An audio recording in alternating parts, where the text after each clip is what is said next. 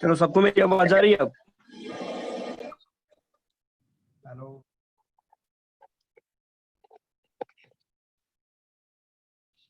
चलो, ओके। अब सबको मेरी आवाज आ रही है?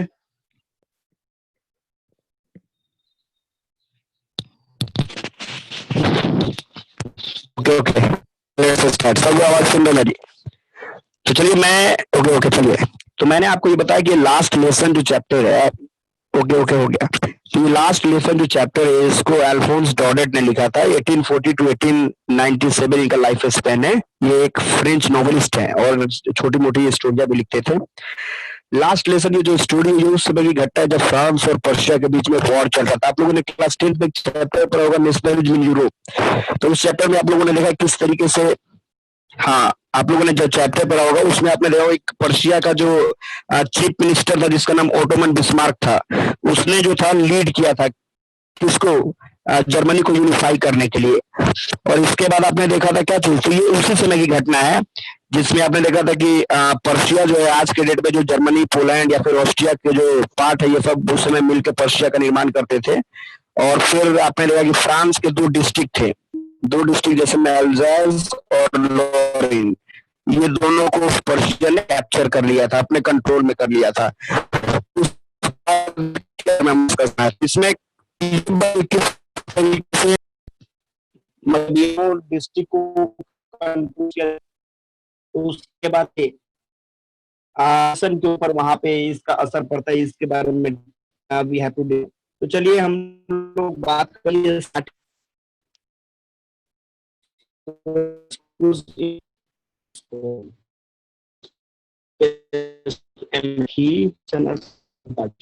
कहने का पॉइंट यहाँ पे नैरेटर जो है वो सुबह लेट से स्कूल जाता है, स्कूल जाने के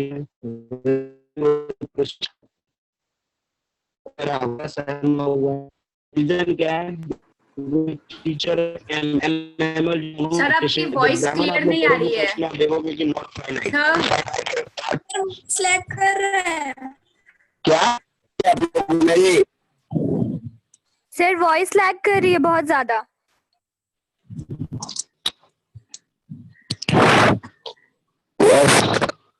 अच्छा चलो ओके, अब मैं रिलैक्स में बोल रहा हूँ।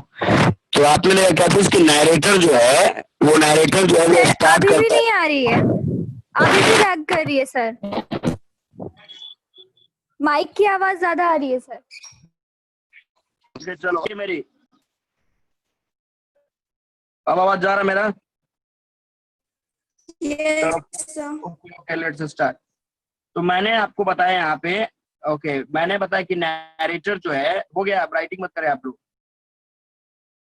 अब मैंने आपको बताया कि नैरेटर जो है वो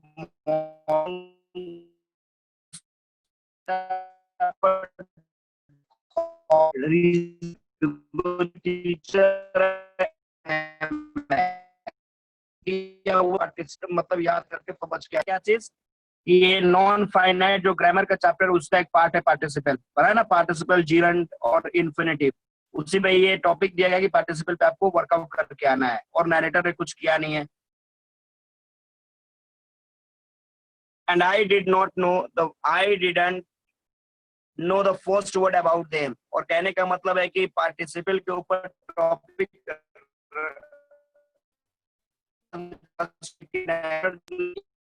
के बारे में नहीं किया है।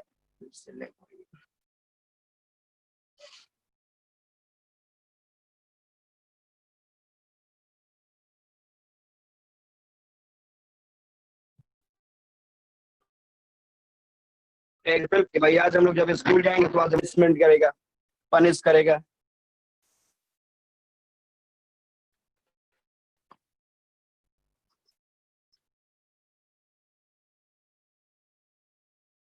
हेलो, अब आवाज आ रही है मेरी?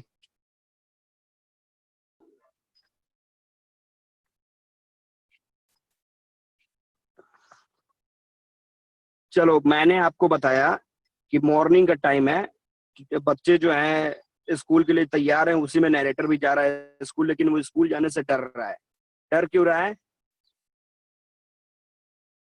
डर क्यों रहा है? बिकॉज उसको डर है कि भाई उसके जो इंग्लिश के टीचर है एम हेमल, उन्होंने पार्टिसिपल के ऊपर एक टॉपिक याद करने के लिए दिया था, इनको समझने के लिए दिया था, लेकिन इन्होंने कोई भी वर्कआउट किया नहीं है, मतलब पार्टिसिपल के बारे में इनको कोई भी इंफॉर्मेशन नहीं है। तो इसलिए डर है कि भाई आज स्कूल जाएंगे तो टीचर के द्वारा पनिशमेंट मिलेगा। For a moment I thought running away and spending the day out of the door. मतलब कुछ देर के लिए मैंने सोचा कि भाई स्कूल जाने से अच्छा है कि चलो घर से बाहर कहीं घूमने उमने निकल लेते हैं, क्योंकि स्कूल जाएंगे तो बिना मतलब का पनिशमेंट पाएंगे। It was so warm, so bright. मतलब थोड़ी सी गर्मी थी लेकिन मौसम सुहाना था, चमकीला था, ब्राइट था। The birds were chirping at the edge of the woods, मतलब पेड़ों पे पक्षियां जो है, चिड़िया जो चहचहा रही हैं। And in the open field back of the sawmill the Prussian soldiers were drilling.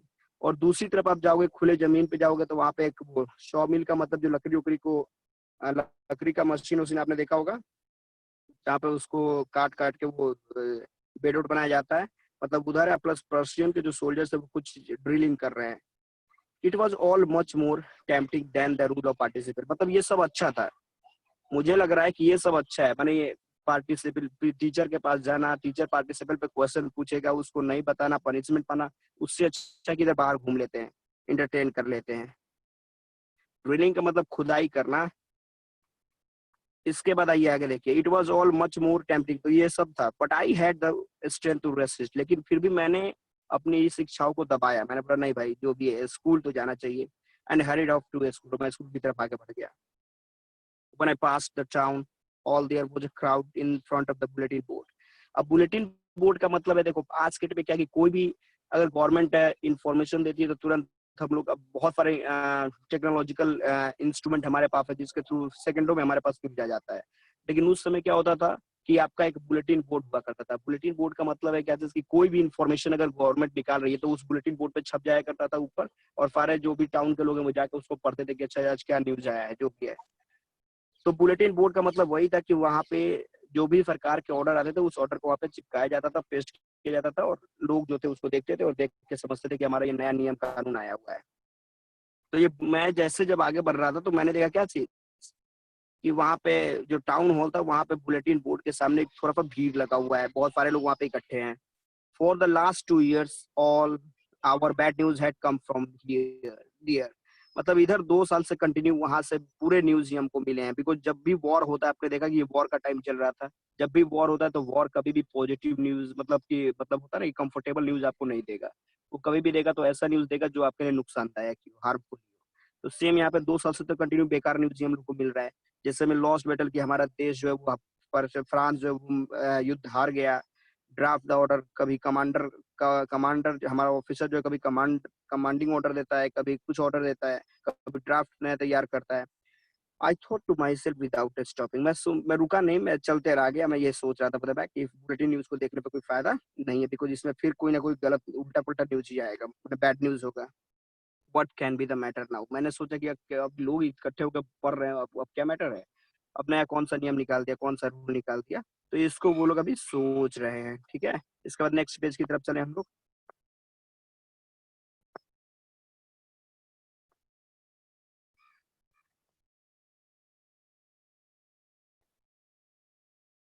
तो अभी आपने देखा क्या चीज कि नैरेटर जो है वो आगे बढ़ रहा है, नैरेटर आगे जा रहा है और बुलेटिन न्यूज को देखा है, मतलब देखा नहीं है उसने, देखा कि वहां पे लोग भीड़ लगाए हुए हैं, लेकिन उसको बिना पढ़े सोचता है कि भाई कोई ना कोई बेकार का न्यूज ही आएगा, वो आगे बढ़ते चला जाता है। तभी as I hurried by the fast as I could go, मैंने जितना तेज हो सकता था मैं तेजी से जा रहा था, बिकॉज मैं पहले ही लेट कर चुका हूँ सोचने में कि स्कूल जाए कि ना जाए, और टाइम हो रहा है तो टीचर ऐसे भी पिटाई कर सकता है, चलो भागो तेजी में। तभी एक ब्लैक स्मिथ जो है वॉस्ट, जो कि वहीं पे था, उसका अप्रेंटिस भी उसके साथ था जो कि बुलेटिन को पढ़ रहा था। तो कहने का मतलब जो लोग पढ़े लिखे नहीं होते तो अपने पास एक अप्रेंटिस लगे कि भैया देखो तो पढ़ो तो इसमें क्या लिखा हुआ है, अब वो समझते थे जो भी है। तो उसने मेरे को पीछे से बोला, डोंट गो सो फास्ट, इतना तेज क्यों जा रहा भाई, डोंट गो सो फास्ट, बब छोटे बच्चे इतना तेज मत दौड़ो, you will get to your school in plenty of time, तुम आराम से अपने स्कूल पे पहुंच जाओगे। I thought he was making fun of it, मुझे लगा कि वो मेरे ऊपर मजाक कर रहा है, कमेंट कर रहा है, ठीक है। And rich M Hamel's little garden all out of breath, और तेजी में मैंने हाफते हुए मैं जो हमारे एम हेमल जो हमारे इंग्लिश के टीचर थे उनका छोटा सा गार्डन था वहां पे मैं कैसे कैसे करके पहुंचा। फिर आगे क्या होता है, यूजुअली व्हेन स्कूल बिगेन, होता क्या था कि अभी आप देखते हो कि आप भी जब स्कूल में होते हो, जब स्कूल होता है तो देखते हो कि बच्चे दौड़ के जाते हैं, नहीं है प्रेयर का टाइम है, ये वो पूरा एकदम स्कूल में हंगामा रहता है, उस तरीके की आवाजें होती रहती है, नहीं है। तो यहाँ पे ऐसा होता है यूजुअली जब भी स्कूल स्टार्ट होता है there was a great bustle which could be heard out in the street. कि स्कूल में जब भी शुरुआत होता है स्टार्टिंग के टाइम प्रेयर हो रहा है, ये सब चीजें हो रही, तो आवाजें बहुत ज्यादा स्कूल से निकलती जो कि बाहर की गलियों से भी आप सुन सकते थे। The opening and closing of desk, मतलब ड्रेस खोला जा रहा है, बंद किया जा रहा है, लेसन्स को ग्रुप में लोग रिपीट कर रहे हैं, तेज तेज चिल्ला रहे हैं। इसके बाद बच्चे अपने कानों के पास अपने हाथों को रखे हुए हैं समझने के लिए कि क्या टीचर बोल रहा है। एंड द टीचर्स, और टीचर जो अपने रूट जो डंडे लेकर बेंच पे बार बार पटकता है, मैंने इस तरह की आवाजें, मैंने स्कूल की जो एक्टिविटी है उस तरह की आवाजें जो है वो बाहर तक सुनाई देती हैं। लेकिन आज ऐसा कुछ है नहीं। आज है क्या, ध्यान दीजिएगा। But now it was also still, लेकिन आज बहुत ही ज्यादा सन्नाटा है। सन्नाटा मतलब यहाँ पे ऐसा कुछ है नहीं, लग नहीं रहा कि ये स्कूल है।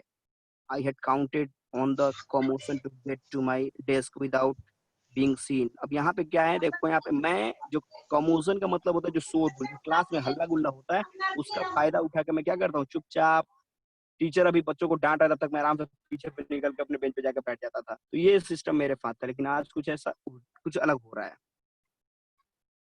वो क्या रहा है, तो डेस्क विदाउट बीइंग मैंने एफए में हल्ले गुल्ले जो बच्चे शोर गुल करते थे, टीचर बिजी रहते थे उन लोगों को चुप कराने में, उसका मैं फायदा उठाकर बिना दिखे आराम से अपने बेंच पे जाता था। लेकिन ऐसा कुछ था नहीं। But of course that day everything had to be quiet as Sunday morning. लेकिन लग रहा था कि उस दिन स्कूल है फिर भी वो संडे की तरह एकदम सन्नाटा शांत एकदम जो जहाँ पे है। कंफ्यूज था मैं पूरी तरीके से।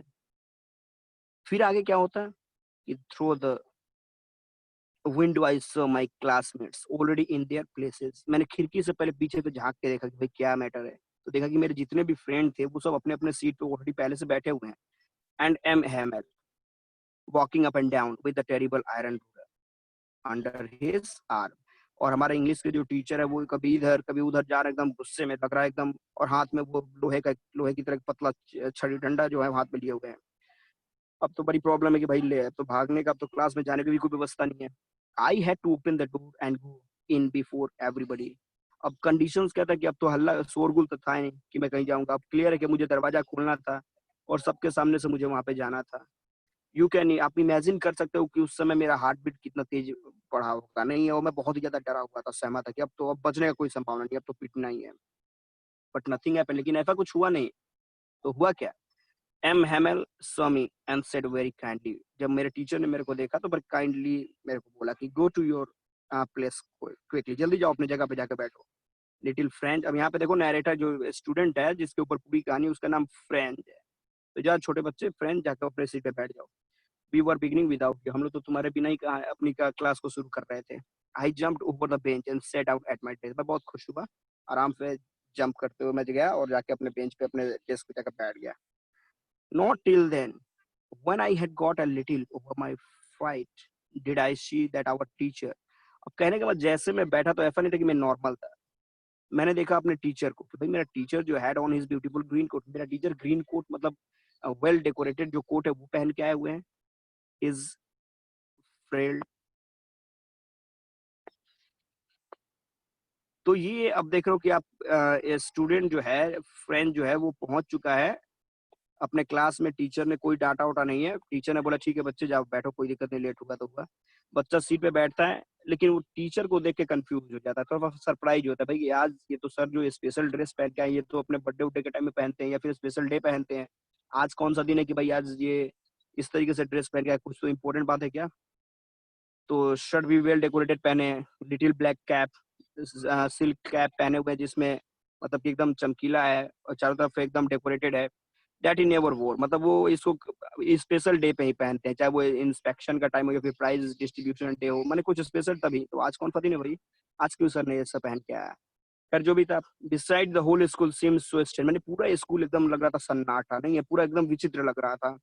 But the things that surprised me most was to see on the back benches that were always empty। लेकिन सबसे बड़ी बात थी कि मेरे को क्या चीज देख के मैं सरप्राइज हुआ कि पीछे के बेंच जो थे वो हमेशा खाली रहते थे। लेकिन आज ऐसा कुछ था नहीं। तो था क्या, तो the village people sitting quietly like our self, मतलब हमारी तरह ही गांव के भी लोग जो थे वो आके वहां पे बैठे हुए थे। ओल्ड कौन कौन थे, तो ओल्ड हाउसर, उनके 3 कॉर्नर हैट जो मतलब हॉजर जो है वो आपका हैट जो है वो पहन के आए हुए हैं जिसके 3 कॉर्नर हैं। एंड द फॉर्मर मेयर हैं, पोस्ट मास्टर है और भी बहुत सारे लोग हैं जो पीछे बैठे हुए हैं। एवरीबॉडी लुक सैड, सब उदास दिखाई दे रहे हैं, भाई कुछ तो मैटर है। अब ये फ्रैंक जो है ये सोचता है भाई कुछ तो मैटर है यहाँ पे, ये स्कूल में क्या लिए आया है सब लोग भाई।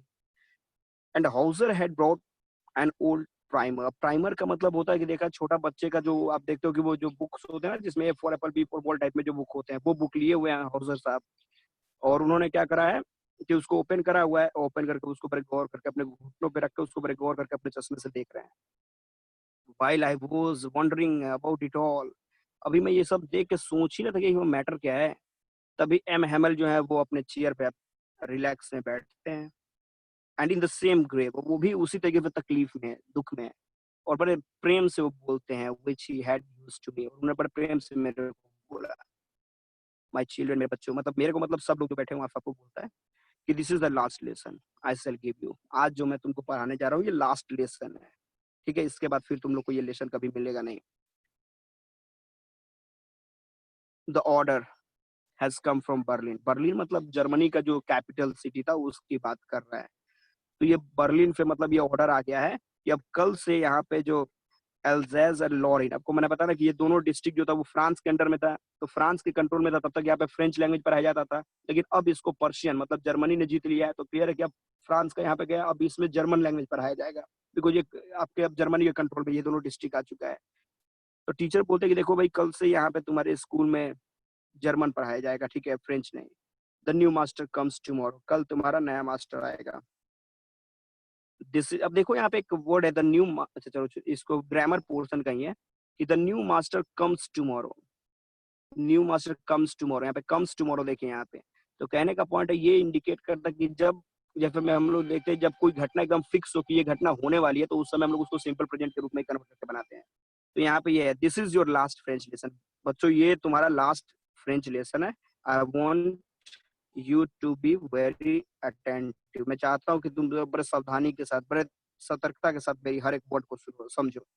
बड़े thunderclap these words were to me, आखिर ये जब मैंने सुना तो गजब का जोरों का झटका मेरे को लगा। ओह the riches that was what they had put up at the town hall, तब मैंने सोचा अच्छा ओ माय गॉड, वो जो टाउन हॉल था, टाउन हॉल पे जहाँ बुलेटिन वाला जो जगह था उस जगह पे जो न्यूज आज लोग पढ़ रहे थे वो मतलब ये यही न्यूज था कि कल से यहाँ पे जर्मन लोगों का राज होगा, जर्मनी पढ़ाया जाएगा। ओह ये मैटर है, अब इसको समझ में आता है। My last French lesson, why, ये मेरा लास्ट फ्रेंच लेसन होगा, क्यों? I hardly knew how to write, अभी अभी तो मैंने फ्रेंच में लिखना सीखा है। I should never learn any more, क्या आज के बाद मैं फिर कभी इसको पढ़ना नहीं सीखूंगा, कभी सीखूंगा नहीं मैं। आई मस्ट स्टॉप देयर, नहीं मुझे ये रोकना होगा। देन ओ मैंने अब मेरे को ये फ्रेंच लैंग्वेज पढ़ना रोकना होगा, नहीं। Oh how sorry I was for not learning my lesson, मैं दुखी था कि मैंने अपना लेसन क्यों नहीं समय रहते सीखा। फॉर सीकिंग बर्ड सेक्स, मैं पढ़ने के टाइम में चिड़ियों के अंडे को मैं देखता था। जार एक नदी है, नदी के इधर उधर हम लोग टहला टहला करते थे। माय बुक्स, मेरी किताब, that had seemed such nonsense of while ago, मैंने ये बुक जिससे अभी तक कुछ दिन पहले तक मैं नफरत करता था, इसको ये मेरे को हैवी लगता था कैरी करने में। मेरा ग्रामर, मेरा हिस्ट्री, ये सब चीजें जो है क्या ये सब चीज मेरी हट जाएंगी, ये सबको मुझे अब नहीं पढ़ना होगा, फिर कभी मेरे को नहीं पढ़ने को मिलेगा। That I could not give up, मैं इन सबको मैं कैसे छोड़ सकता हूँ। एंड एम हैमल टू, और मेरे ये टीचर जो एम हैमल इंग्लिश के टीचर है इनको मैं कैसे छोड़ सकता हूँ। The idea that he was going away, किस तरीके से ये एक्सप्लेन करते थे टॉपिकों को, that I should never see him again, क्या फिर कभी मैं इनको नहीं मिलूंगा। Made me forget all about the is ruler and how cranny he was, मतलब ये सब चीजें मैं सोच रहा था तो टीचर ने मेरे को डंडे से पीटा था या फिर वो थोड़े पे अलग तरीके क्रूअल तरीके से मुझे देखते थे, वो सब मैं भूल गया। मैं बोले जो भी है टीचर ही ना थे, मारे तो मारे, दो चार रूल मारा उन्होंने अलग है, मेरे को थोड़ा डांटते थे वो अलग है, लेकिन फिर भी अब आज के बाद मैं इनसे कभी नहीं मिलूंगा। ये थोड़ा सा वो हुआ, मतलब थोड़ा सा सैड हो रहा है, डिसअपॉइंटेड हो रहा है। फिर आगे बढ़िए। पुअर मैन, बेचारे sir, it was in honour of the last lesson that he had put on his fine Sunday cloth, अच्छा तो आज लास्ट लेसन इसीलिए सर इतना वेल डेकोरेटेड ड्रेस में आए हुए हैं। Oh and now I understood, मैं समझ गया यही मैटर हो सकता है। Okay, third point. तो ये आप देख रहे हो कि बच्चा जो है वो समझ रहा है, अब ये इसको समझ में आ गया कि अच्छा सर ने आज ये जो वेल मेंटेन ड्रेस जो है वो क्यों पहन रखा है, ये सब चीजों को उसने। आगे बढ़िए। Why the old man of the village were sitting there in the back of the room. अच्छा, क्यों गांव के ये सारे लोग जो हैं वो आके पीछे की तरफ रूम में मेरे पीछे बेंच पे आके बैठे हुए हैं। It was because they were sorry. क्यों? बिकॉज वो सब आज दुखी हैं that they had not gone to school more, कि आज तक वो लोग स्कूल क्यों नहीं गए। It was their way of thanking our master for his 40 years of faithful service and of showing their respect for the country that was theirs no more। और कहने का मतलब इस सारे गांव के लोग यहाँ पे इकट्ठे हुए थे। क्यों? बिकॉज हमारे जो सर थे एम हेमल, वो 40 साल से यहाँ पे पढ़ा रहे थे, तो उनके रेस्पेक्ट में प्लस अपने फ्रेंच लैंग्वेज के रेस्पेक्ट में कि आज के बाद हम लोग फ्रेंच लैंग्वेज अब नहीं पढ़ेंगे, तो उसके रेस्पेक्ट में वो लोग यहाँ पे आए हुए थे रेस्पेक्ट को शो करने के लिए। While I was thinking of all this, अभी मैं ये सब चीजों को सोच ही रहा था, तभी I heard my name call. तभी मेरे नाम मतलब मेरे जो सर थे उन्होंने मेरे नाम को बुलाया, बोला कि French stand up. It was my turn to decide. अब मेरा टर्न था, मेरे को पार्टिसिपल के ऊपर जो टॉपिक था उसको सुनाना था। What would I not have given to be able to say that grateful role for the participle all through, very loud and clear. अब मेरे को बताया गया भाई साहब, खैर ये तो बहुत ही ज्यादा ड्रेडफुल पॉइंट था। ये पार्टिसिपल को जब जिसके बारे में मुझे कुछ पता ही नहीं है, वो मेरे लिए तो भयानक होगा ही, तो उसको मेरे को वहां पे साफ सुथरे तरीके से सुनाना था एंड विदाउट वन मिस्टेक। कोई भी मिस्टेक मेरे को नहीं करना था। But I got mixed up on the first words and stood there. लेकिन मैंने बोला चलो ठीक है, फर्क के रिस्पेक्ट में कुछ याद नहीं, उससे अच्छा कि कुछ तो बोले। तो वहां पे जाकर मैं बोलने लगा, लेकिन स्टार्टिंग में ही मैं पार्टिसिपल में इन्फिनिटिव में जीरन फॉर्म में मिक्स कर दिया, बिल्कुल कुछ पता नहीं था, जो पता था उल्टा पल्टा मैं बोल रहा हूँ। फिर टीचर जो है, अब मेरे को डर भी था कि फर कहीं कुछ डांटे जो भी है। खैर किया क्या, वहां पे मैं चुपचाप वहां पे स्टैंड हो गया, holding on to my desk, अपने डेस्क में मैं खड़ा रहा, my heart beating and not daring to look up. मेरा हार्ट जो था वो लगभग बहुत फास्ट चल रहा था, और मतलब मेरे पास डेयर नहीं था कि मैं किसी के चेहरे पे, मेरे को बड़ी शर्मिंदगी महसूस हो रही थी। आई हर्ड एम हेमल से टू मी, और तभी मैंने सुना कि सर ने मेरे पे कुछ बोला। क्या बोला? आई वोंट स्कॉल्ड यू, मैं तुमको डांटूंगा नहीं, चिंता मत करो little French, you must feel bad enough. मुझे लगता है कि तुमको ये महसूस हो रहा होगा, अपने मिस्टेक को तुम खुद समझ रहे हो। सी हाउ इट इज, देखो कैसे तुमने किया। एवरी डे ओके ओके, कहाँ पे मैं था? Now this okay, you pretend every day we have said to our self. वाह, हर दिन हम लोगों को ये मौका मिलता था अपने को कहने के लिए आई हैव प्लेंटी। हम लोग रोज बोलते थे यार हमारे पास पूरा टाइम है, पढ़ना ही ना है, पूरा लाइफ बाकी है। I will learn it tomorrow, आज छोड़ो कल हम लोग सीख लेंगे। And now you see where we have come. और देख रहे हो ना आज तुम लोग कहाँ पे आ गए। टाइम नहीं है, बस आज तक का टाइम है। Ah, that's the great trouble with Alsace. ये सबसे बड़ा कष्ट जो था अलास के साथ था, मानिए डिस्ट्रिक्ट के साथ था। खैर जो भी है, आगे आइए। She puts off learning till tomorrow, ये यहाँ के लोग जो थे अब कल से कुछ नया चीजों को सीखेंगे जो भी है। Now those fellow out there will have the right to say to you. अब कहने का मतलब जो जर्मन के लोग तुम्हारे ऊपर कल से रूल करने के लिए यहाँ पे आएंगे, तो वो तुम लोगों से क्या बोलेंगे? हाउ इज इट, कैसे तुम लोग you pretend to be French में, तुम लोग अपने को फ्रेंच कहते हो? तुम लोग को फ्रेंच के बारे में एबीसीडी कुछ पता नहीं, तुम लोग किस आधार पर फ्रेंच अपने को बोलते हो? But you are not the worst. लेकिन तुम्हारी कोई गलती नहीं है। फ्रेंच छोटे बच्चे, तुम्हारी इसमें कोई गलती नहीं है। We have all a great deal to approach our self with, इसमें हमारे भी मिस्टेक है।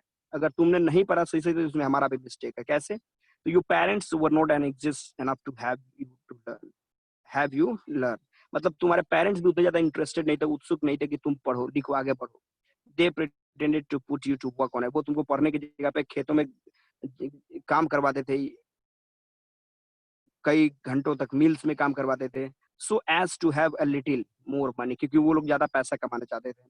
And I have been to blame also, मेरे ऊपर भी ये ब्लेम होना चाहिए क्योंकि मैं भी रीजन हूँ, मेरे वजह से भी तुम्हारा, ऐसा नहीं कि तुम्हारी ही गलती है तुम नहीं पढ़ पाए, तो मेरी भी इसमें रीजन, मेरा भी इसमें रिस्पॉन्सिबिलिटी, मैं भी इसमें पूरी तरीके से मेरे को ऊपर भी ब्लेम करना चाहिए। How I not often sent you to water my flower instead of learning your lesson, ऐसा नहीं होता था तुमको? मैं कभी कभी तुमको बोल देता कि पढ़ना बंद करे भाई, कल भी पढ़ना, आज जाओ मेरे यहाँ पे जाके गार्डन में जाके फूलों पे जाके पेड़ों पे जाके पानी पटा के आओ, जो भी है वाटरिंग करके आओ वहाँ पे। तो इसमें मेरा भी रिस्क, मैं भी मेरे ऊपर भी ब्लेम होना चाहिए। And when I wanted to go fishing did I not just give you a holiday, और जब भी मुझे मछली पकड़ने जाना होता था तो मैं तुम लोग की छुट्टी नहीं कर देता था। Then from one thing to another, तो एक की गलती नहीं है, सब एक दूसरे के ऊपर वो है, सब इसमें इन्वॉल्व है।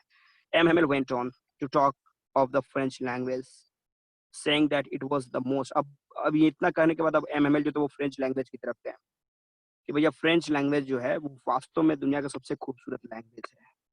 कैसे? आगे बढ़िए। तो यहाँ आप देख रहे हो कि किस तरीके से अब ये टीचर जो है अपने पॉइंट्स को जो है वो एक्सप्लेन करने की कोशिश कर रहे हैं, अपने फीलिंग्स को बता रहे हैं, दुखी भी हैं। और फिर आगे देखिए क्या होता है। लैंग्वेज इन द वर्ल्ड, दुनिया में सबसे खूबसूरत जो लैंग्वेज है उसमें फ्रेंच आपका एक द क्लियर है, साफ सुथरा लैंग्वेज है, लॉजिकल है, that we must guard it, और ये हमारी रिस्पॉन्सिबिलिटी की इसको हम लोग बचा के रखें among us and never forget it, और हम लोग अपने बीच में इस फ्रेंच लैंग्वेज को बचा के रखें और कभी इसको भूले नहीं, because when a people are enslaved, as long as they hold fast to their language, it is as if they had the key to their prison. आपको ये चैप्टर आपने पढ़ा होगा कि कलेक्टिव आइडेंटिटीज, क्लास 10th में फिर ये भी है कि हाउ डिफरेंट मतलब कि what were the steps taken by French revolutionaries to bring collective identity among the French people, कि फ्रांस के लोगों के अंदर कैसे मतलब कि किस तरह के स्टेप्स लिए गए क्रांतिकारियों के द्वारा कि उनके अंदर यूनिटी लाया जाए। तो उन लोगों ने सबसे पहले फ्रेंच को कॉमन लैंग्वेज बनाया देश का। तो लैंग्वेज बहुत ही ज्यादा इंपॉर्टेंट होता है, ठीक है। तो यहाँ पे इन्होंने बोला कि हम लोग को हम गुलाम, नो डाउट कि कल से हम लोग तो जर्मन के गुलाम हो जाएंगे, लेकिन हमारे पास जब तक हमारा अपना फ्रेंच लैंग्वेज रहेगा, जब तक हमारा अपना लैंग्वेज रहेगा, तब तक याद रखना हमारे पास मौका रहेगा अपने आप को आजाद कराने के लिए। Then he open a grammar and read us our lesson, तब उन्होंने ग्रामर निकाला और एक टॉपिक हमारे लिए पढ़ा। I was amazed to see how well I understood it, और मैं बहुत ही ज्यादा, देखो यहाँ पे क्या होता है कि फ्रेंच जो है वो बहुत ही ज्यादा आश्चर्यचकित हो कि यार गजब, मैंने तो इतना सोचा नहीं था। आज फर ने जो टॉपिक पढ़ा मेरे को सारा के सारे टॉपिक समझ में आ गए। रीजन, क्योंकि आपको लग रहा है कि आज आपका लास्ट क्लास है, इसलिए वो बड़ा अटेंटिव होकर बच्चा जो है वो सुन रहा था।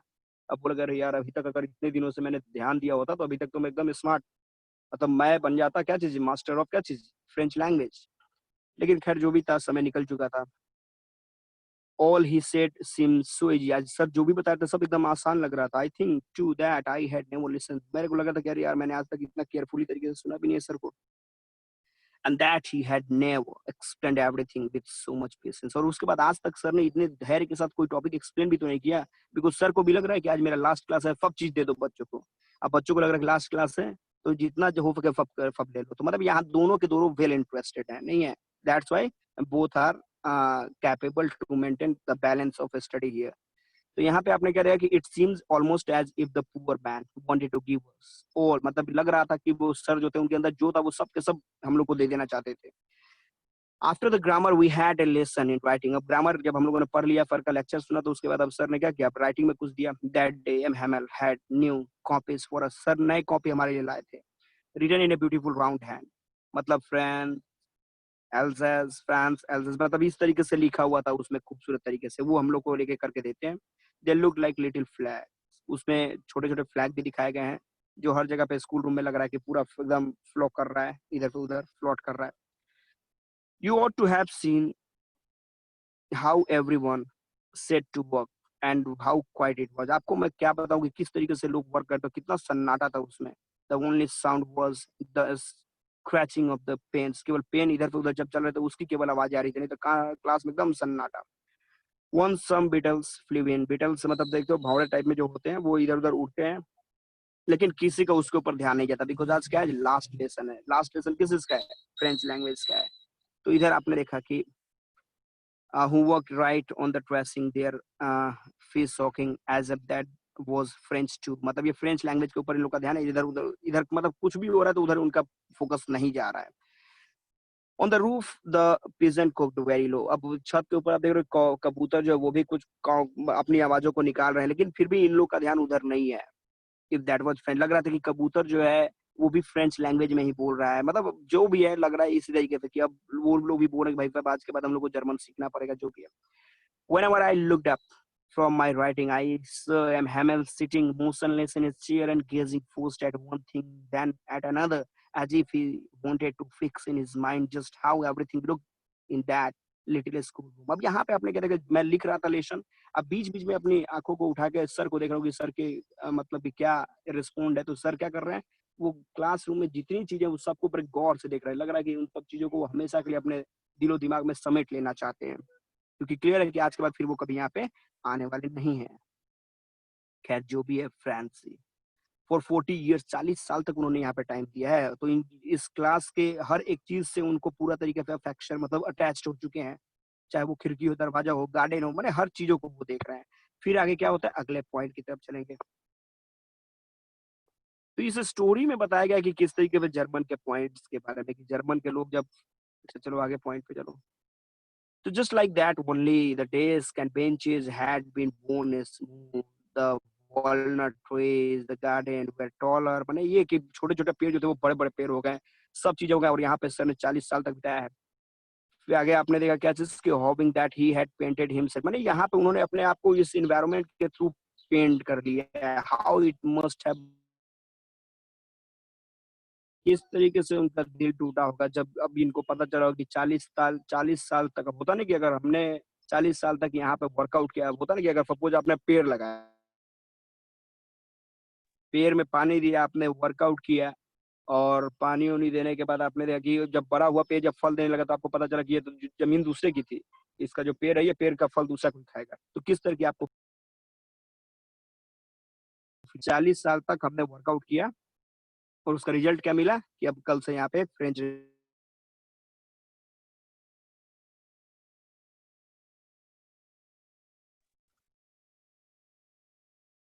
ओके, आगे हम लोग देखते हैं how it must have broken,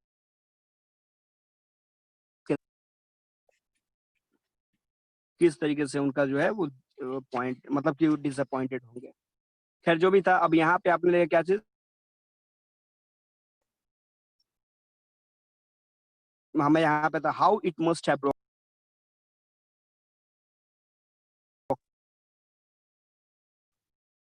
अब उन्होंने अपनी सिस्टर को बोला, उनके सिस्टर जो है, ओके ओके, आवाज जा रही है आपको?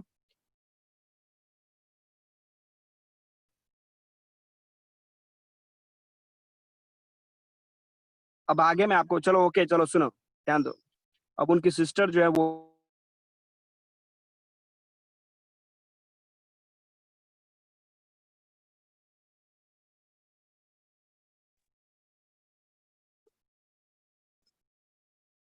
तो यहाँ पे आपने क्या देखा, चलो ठीक है, अभी नहीं आ रहा, अब आवाज आ रही?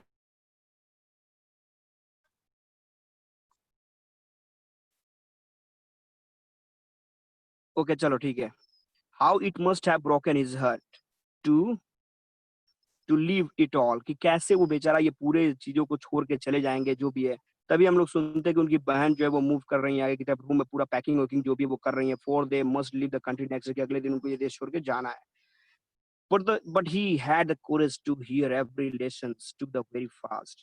अब ओके चलो ठीक है, अभी कॉल आ रहा था एक बार, स्टूडेंट का कॉल, खैर चलिए आगे आइए। But he had the courage to hear every lessons to the very fast। और वो क्या कर रहे थे कि सब लोग तैयारी कर रहे हो, ये बंदे के अंदर देखो साहस कितना, कि वो सारे लोगों को उठा के अपने लेसन को सुन रहे हैं, कि चलो ये बताओ तो तुम्हें याद है, याद है, याद है, याद है, मैंने क्या डेडिकेशन है इनके अंदर, गजब के टीचर है। After that, after the writing, लिखने के बाद, we had a lesson in history, हम लोग हिस्ट्री में भी लेसन करेंगे।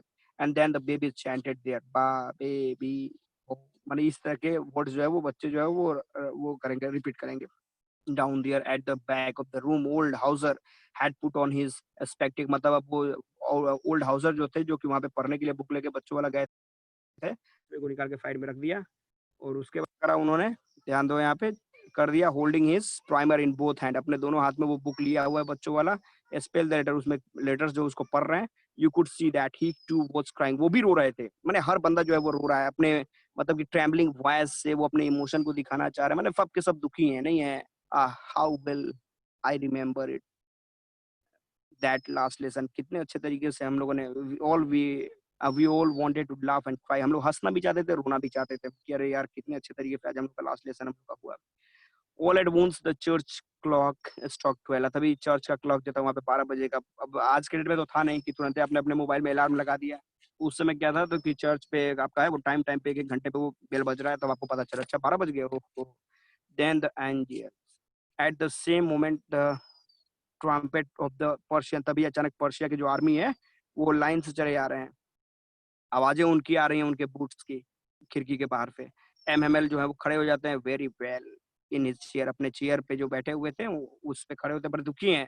I never saw him look so tall, मतलब उतना लंबा मैंने उनको कभी नहीं देखा था, बिकॉज दुखी एकदम स्ट्रेट खड़े हैं। माय फ्रेंड्स, मेरे दोस्तों, उन्होंने कहा आई आई आई मैंने आवाज नहीं निकल रही उनके अंदर से, बट समथिंग चॉक्ड हिम, मैंने कुछ बोलने चाहते लेकिन लगा कि उनका वोकल कोड जो है उसको किसी ने वो क्या कर दिया है, वो रोक लिया, मैंने उसको पकड़ लिया है, आवाज नहीं निकल रही, he could not go on, कुछ नहीं बोल पाया वो।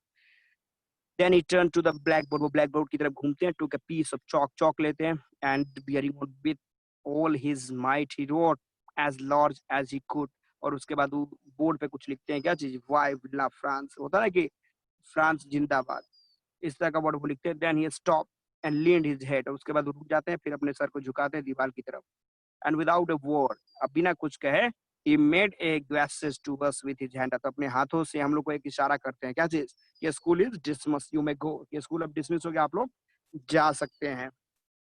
तो ये चैप्टर है, ठीक है, द लास्ट लेसन। इसमें आपने देखा क्या चीज, किस तरीके से फ्रैंक जो है वो पहले तो स्कूल जाना नहीं चाहता, स्कूल क्योंकि आज एम हैमेल जो टीचर है उन्होंने पार्टिसिपल पे एक टॉपिक दिया है कि भाई इसको याद करके आना है, लेकिन इसने कुछ घर पे वर्कआउट नहीं किया, वो सोचता है कि स्कूल ना जाके मैं इधर कहीं घूमने निकल जाऊं क्या, लेकिन ऐसा कुछ होता है, फिर सोचता है नहीं चलो छोड़ो, जो होगा देखा जाएगा, स्कूल ही चलते हैं। अब स्कूल आने के समय वो बुलेटिन बोर्ड पे देखता है, बुलेटिन बोर्ड पे देखता है क्या चीज की, हाँ पूछिए आप लोग को इसका, मैं ये जो जितने भी ऑब्जेक्टिव क्वेश्चन होंगे वो सारे ऑब्जेक्टिव क्वेश्चन आप लोग को भेज दिए जाएंगे, उसको वर्कआउट आप लोग कर लेंगे पूरे चैप्टर्स के। तो सर फिर आगे आपने क्या देख, हेलो, हाँ, ये सर लास्ट वो थर्ड लास्ट से जो सर थर्ड पैराग्राफ है उसमें सर जब ये 12 बज गया मतलब सर स्ट्रक 12 के बाद जो लिखा है देन द एंजलस, इसका मीनिंग क्या हुआ? एंजल्स का मतलब होता है क्या, जैसे एंजल मतलब, अब ये कहने का मतलब है कि हम लोग जैसे भगवान बोलते हैं, जब क्रिश्चियंस लोग होते हैं तो उनके यहाँ वो एंजल्स, एंजल्स बोले जाते हैं। नहीं मैंने 12 बज गया तो भगवान टाइम हो गया, इस तरह का ये आपका एक्सक्लेमेटरी वर्ड्स है, उस तरीके से यहाँ पे यूज किया गया है। तो मैंने आपको बताया क्या, इसकी फ्रेंड जो है जब स्कूल पहुंचता है, स्कूल पहुंचने के बाद देखता है कि पूरा स्कूल में सन्नाटा है भाई साहब, वो जब स्कूल के अंदर इंटर करता है तो टीचर फिर डरा हुआ है कि भाई टीचर जो क्लियर है कि पनिशमेंट देगा, अभी कुछ लेट है, लेकिन टीचर पनिशमेंट देने की जगह पे एमएमएल बोलते हैं चलो बैठ जाओ। क्लास में जाता है, फिर ये बच्चा देखता है कि भाई साहब क्या है कि पूरे गाँव के लोग यहाँ पे पढ़ने वाले बच्चे आते हैं, तो ये गाँव के लोग के लिए यहाँ पे इकट्ठे हुए हैं। फिर जब टीचर बोलते हैं एमएमएल कि भाई आज तुम्हारा लास्ट लेसन है, नहीं है, कि इसके बाद तुम लोग कल से जर्मन लैंग्वेज पढ़ोगे, तो यहाँ पे इसको एक जोरों का मतलब जोर से एक झटका लगता है कि भाई क्या मैंने टाइम पास किया नहीं है, इतना अच्छे तरीके से अगर मैंने स्टडी किया होता तो आज मैं कहाँ से कहाँ तक गया होता। फिर टीचर जो पढ़ाते हैं, बच्चे वहाँ के लोग हैं वो बड़े तरीके से सुनते हैं, इन लोग को बड़ा अच्छा लगता है कि भाई आज का क्लास बहुत ही अच्छा रहा, नहीं है।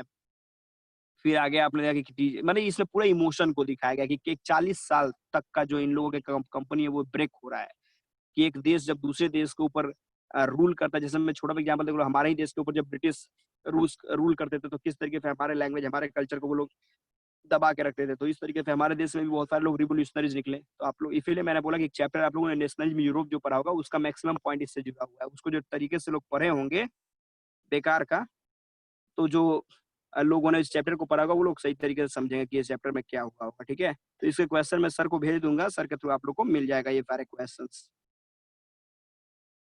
तो मुझे लगता है एक छोटा सा ब्रेक हम लोग को लेना चाहिए। ग्रामर का नोट्स वो आप लोग को मिलेगा, अब एक एक एक तो फाइल वो अपलोड हुआ है, उसके बाद आज हो सकता है कि अपलोड होगा, और इसका मैं क्वेश्चन आप लोग को भेज दूंगा, सारे ऑब्जेक्टिव क्वेश्चन, उसको वर्कआउट आप लोग कर लेंगे। चलो ओके,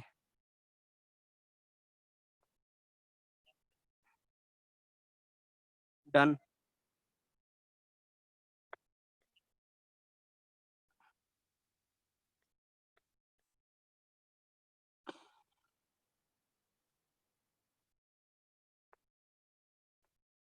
चलिए ओके।